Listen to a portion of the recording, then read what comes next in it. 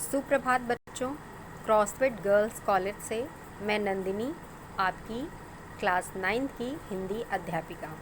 बच्चों, पिछले पीरियड में हमने पद्य खंड से पाठ 1 कबीर दास जी के बारे में पढ़ा था, उनका जीवन परिचय पढ़ा था। आज हम उनकी साखी पढ़ने जा रहे हैं। बच्चों, उनकी पहली साखी है, सतगुरु हमसु रीझ कर एक कहया प्रसंग, बरस्या बादल प्रेम का भीज गया सब अंग। बच्चों, सतगुरु मतलब होते हैं सच्चे गुरु। हमसु मतलब हमसे, रीझ मतलब प्रसन्न होना, एक कहया, कहया मतलब कहना, प्रसंग मतलब बात, बरस्या मतलब बरसना, बादल प्रेम यानी प्रेम रूपी बादल, भीज गया सब अंग, भीज मतलब भीगना, सब अंग मतलब समस्त अंग, शरीर के सभी अंग। भाव यह है कि कबीर दास जी कह रहे हैं कि एक बार मेरे सच्चे गुरु ने मुझ पर प्रसन्न होकर, मेरे कार्यों और मेरे सेवा भाव से प्रसन्न होकर मुझ पर प्रसन्न हुए और मुझसे एक बात कही। कौन सी बात कही? कि उन्होंने मुझे परमात्मा और जीवात्मा का ज्ञान कराने के लिए उपदेश दिया। इस उपदेश का यह फल हुआ कि परमात्मा के प्रति मेरे मन में प्रेम रूपी जो बादल था वो बरसने लगा और मेरा मन जो था, हृदय जो था, वो परमात्मा के प्रति प्रेम रूपी बादल के बरसने से मेरे हृदय जो है भीग गया। अर्थात परमात्मा के प्रति जो प्रेम रूपी बादल था, उससे जब वर्षा हुई तो मेरे शरीर के समस्त अंग जो है प्रेम जल से भीग गए। भाव यह है कि सच्चे गुरु द्वारा दिए गए ज्ञान के कारण ही परमात्मा के प्रति मेरे हृदय में प्रेम की उत्पत्ति हुई।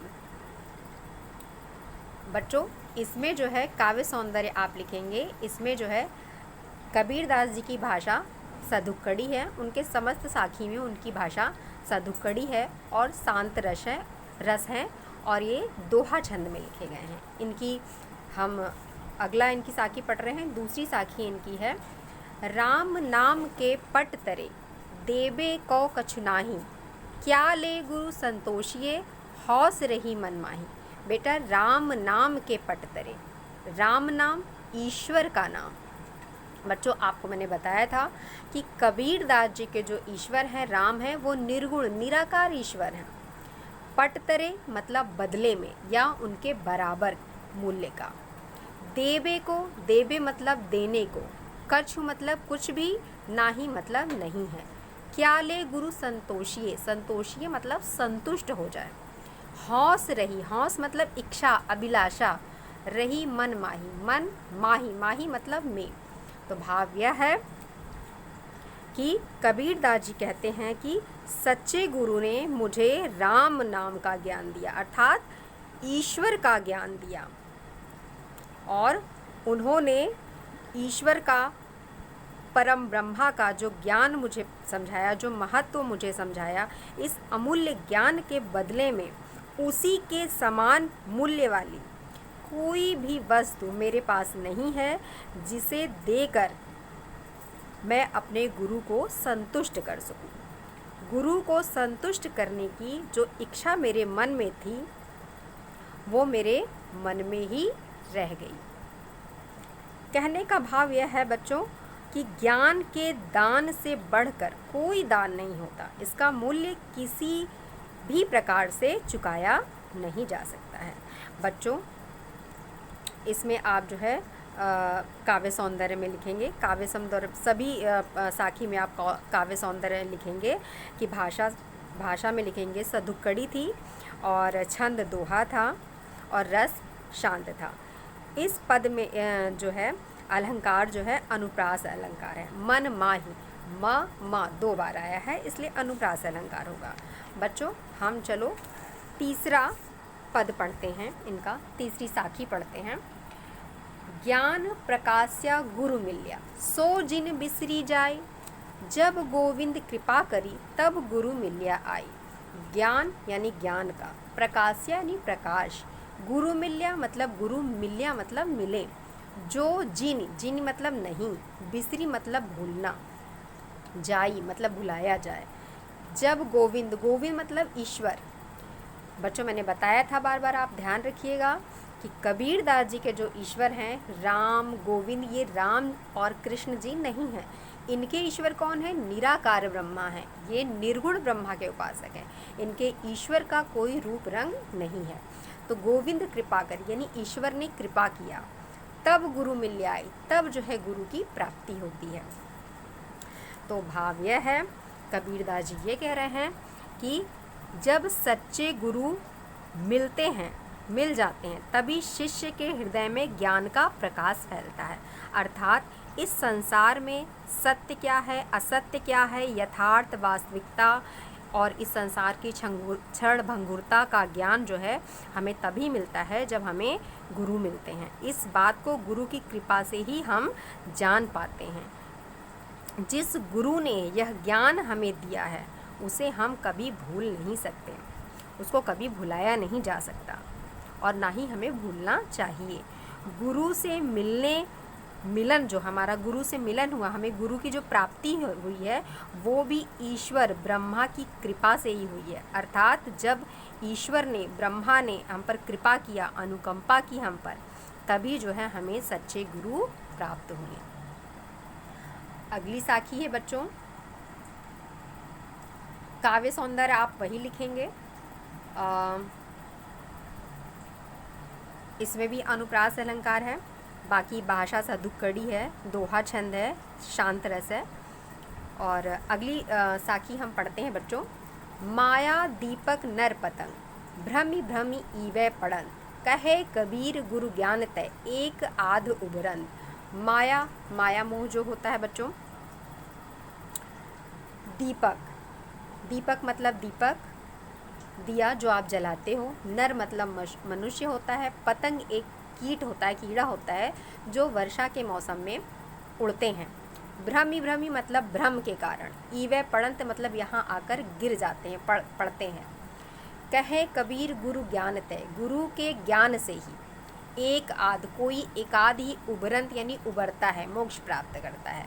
मतलब क्या हुआ कि जो माया रूपी दीपक है वो जब जलता है तो मनुष्य रूपी पतंगा जो है भ्रम के कारण बार बार इस माया रूपी दीपक में चक्कर काटता है, माया रूपी दीपक का, और उसमें जलकर मर जाता है। जिस प्रकार पतंगा दीपक के किनारे चक्कर काटता रहता है, दीपक में जल के मर जाता है, उसी प्रकार जो है मनुष्य रूपी पतंगा भी भ्रम के कारण जो है दीपक की लौ में जल के मर जाता है।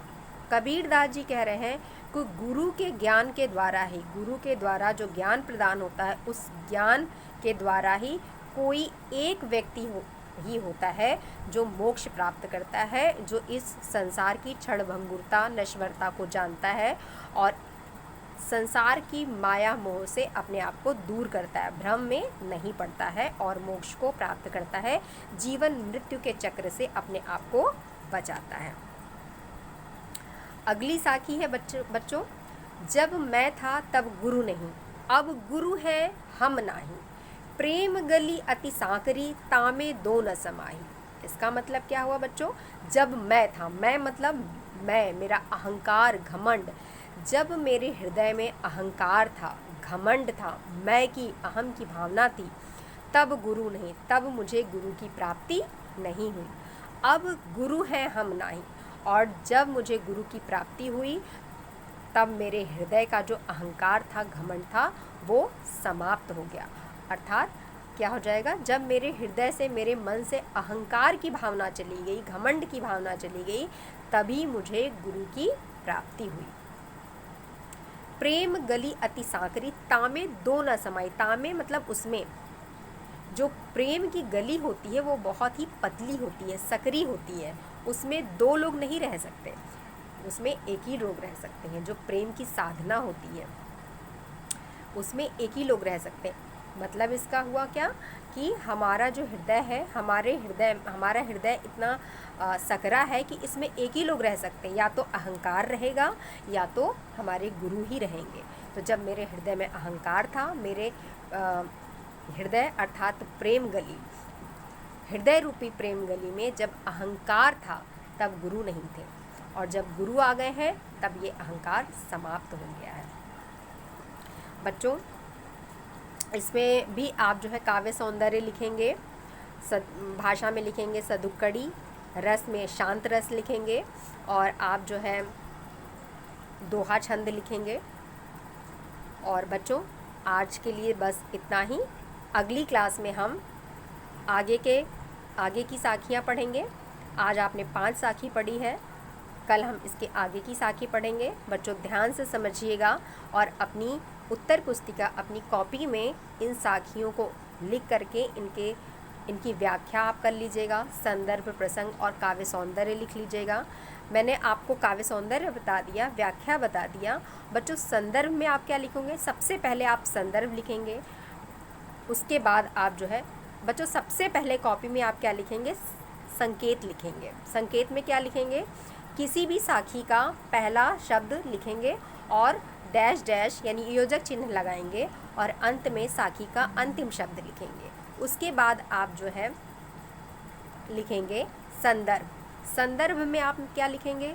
प्रस्तुत पद्यांश हमारी पाठ्य पुस्तक, काव्य हमारी हिंदी की पाठ्य पुस्तक के पद्य खंड से पाठ